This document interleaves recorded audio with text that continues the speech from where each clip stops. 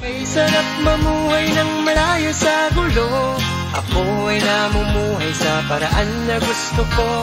Pakiramdam higit sa anumang yaman sa mundo. Purong natural at kapayapaan ang iniipon. Mas gusto ko rito sa probinsya. Kasalangan doon sa may Manila. Puro polusyon lamang ang aming makikita. Malayo na malayo dito ang mga basura. Dito'y walang gastos ang pagbubuo ng bahay. Purong natural lamang ang aming pamumuhay.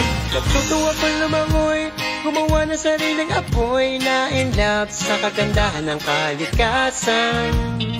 Dito ay kaya ko na gawin na anuman ang gusto.